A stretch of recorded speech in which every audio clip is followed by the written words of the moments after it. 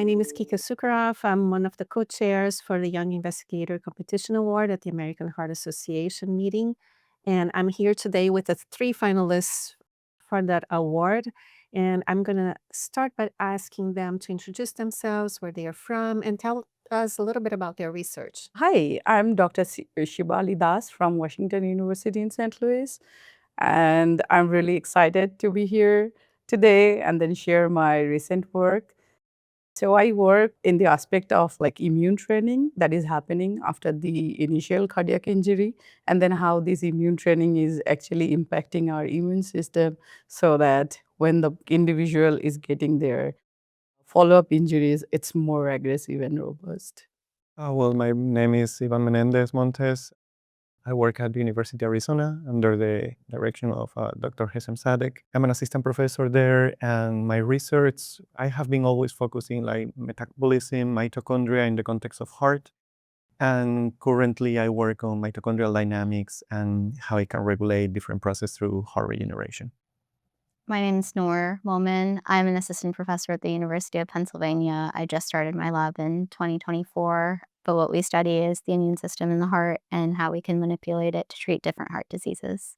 So tell us a little bit more about the implication of your work for cardiovascular diseases.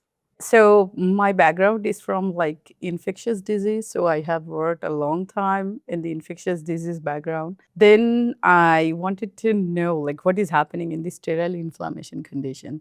So then I started working in the cardioimmunology space. And then there we saw that there are like very good involvement of immune training within the cardiac environment.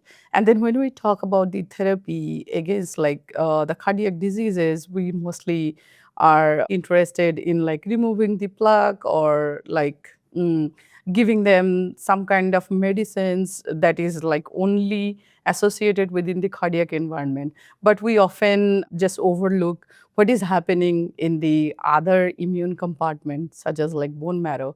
And then through my study, I have seen that there are like some form of like immune reprogramming is happening at the bone marrow level that is making like some of the myeloid bias cells already pre-programmed to become hyper-inflammatory in nature. So I think that moving forward, we can like come up with some form of therapies where we can just block those biasness within the bone marrow compartment. Or even if we talk about the local immune responses within the cardiac environment, if we can just restrict the programming of the trained cells within the cardiac environment, whether those will be the beneficial therapies with like very less off-target effects.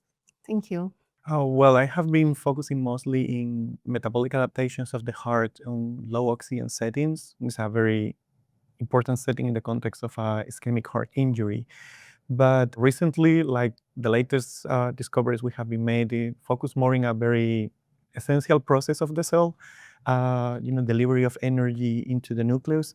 So I think that it's very early stage of I would like to say a new field or a new branch of the field.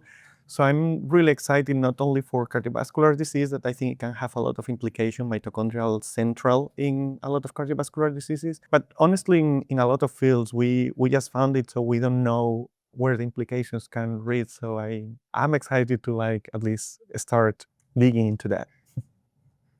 Like Yvonne and Shibali, I'm also working on ischemic heart disease, or with that as the context. So we know that surviving an MI is just the first step for a lifelong battle for a lot of patients. And so we're hoping to intervene shortly after an MI to see if we can help prevent some of the chronic complications and the adverse remodeling that happens. Where we see the research going, obviously there's an immediate potential impact in the myocardial infarction space, but there might be other implications for using immune reprogramming to treat stroke or to treat other chronic wounds. So we're keeping those applications also in mind and hoping to find some generalizable principles.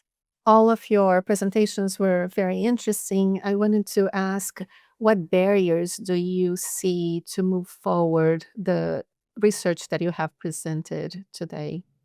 So keep focus on whatever we are doing, because there are like lots of literatures that are out in the like field, And then some of them, they are like maybe coming up with an alternative hypothesis, or sometimes when we used to do some experiments and then when we used to get like the data opposite to what we have speculated, then the like most important thing was for me to come up with the alternate hypothesis, like why I'm getting the data exactly opposite of what I have speculated. So I think being like very focused, but then being very like flexible with my hypothesis and then going back to the literature back and forth, it helped me like shape the research what I have presented today. For me, I think the most challenging part in the latest stage of that project and now for the future is kind of like in focus. I think it opened a wide space to ask scientific questions and a lot of scientific questions. The basic, what is this doing, how it works, and the more applied ones. So I think finding the sweet spot, like, hey, I can, learn about how the cell, how this works, but in a way that I can apply it, like bring those two links together, that I think is also a very important aspect of research. I think it's going to be the most challenging, like not getting distracted in the way and keep the focus on that sweet spot.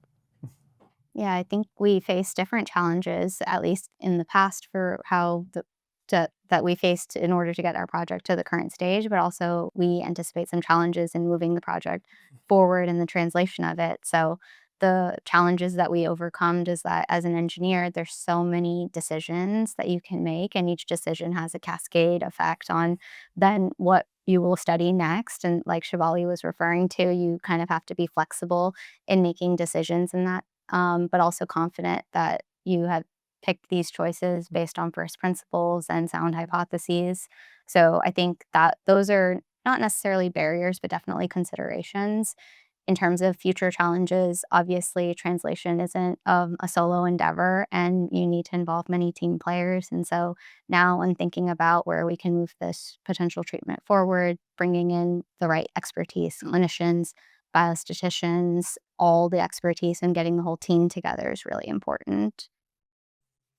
Well, thank you very much for your time. Like I said, the presentations were amazing. You guys are all congratulated for the work that you've done. It's very impactful. I wish you all the best and thank you. Thank you for having us. Thank you.